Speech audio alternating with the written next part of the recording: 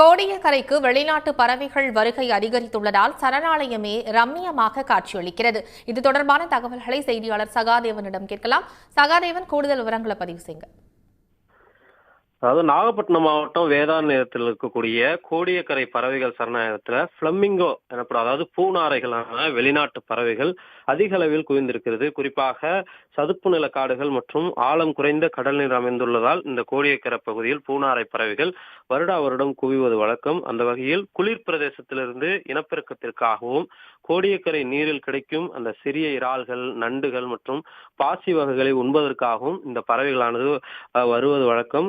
அந்த வகையில் இந்த வருடம் நவம்பர் மாதங்களிலிருந்து வரத் தொடங்கி மார்ச் மாதம் வரை இங்கு தங்கியிருக்கும் ஆயிரக்கணக்கான பூநாரைகளை பார்ப்பதற்காக சுற்றுலாவாசிகர்கள் வருகை தொடங்கியிருக்கிறார்கள். குறிப்பாக கூட்டம் கூட்டமாக நின்று அந்த பறவைகள் இரை தேடுவதும் அதே போல பறக்கும் ரம்மியமான காட்சியும் பார்ப்பதற்கு கண்களுக்கு விருந்தாக அமைந்திருக்கிறது.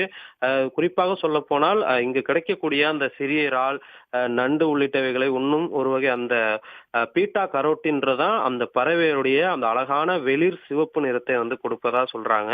அது மட்டும் இல்லாம பார்க்க மெதுவா பறக்கிறதுக்கு போல இருந்தாலும் கிட்டத்தட்ட 50 முதல் 60 கிலோமீட்டர் வேகத்துல பறக்கக்கூடிய ஒரு பறவையாகவும் இந்த பூநாரைகள் அமைந்திருக்கிறது.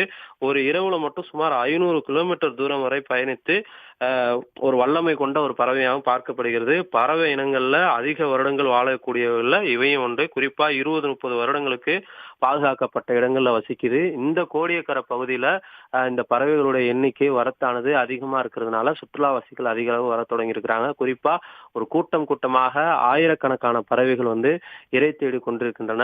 அதே போல சுற்றுலாவாசிகள் கோடியக்கரை பகுதியில இந்த பறவைகளை காண்பதற்கு வரக்கூடிய ஒரு உகந்த ஒரு காலகட்டமாகவும் அமைந்திருக்கிறது. பனி கம்பளம் போர்த்தியும் அந்த பறவைகள் பறப்பதும் இரை தேடுவதும் பார்ப்பதற்கு கண்களுக்கு ஒரு ரம்மியமான காட்சியாகவும் அமைந்திருக்குது.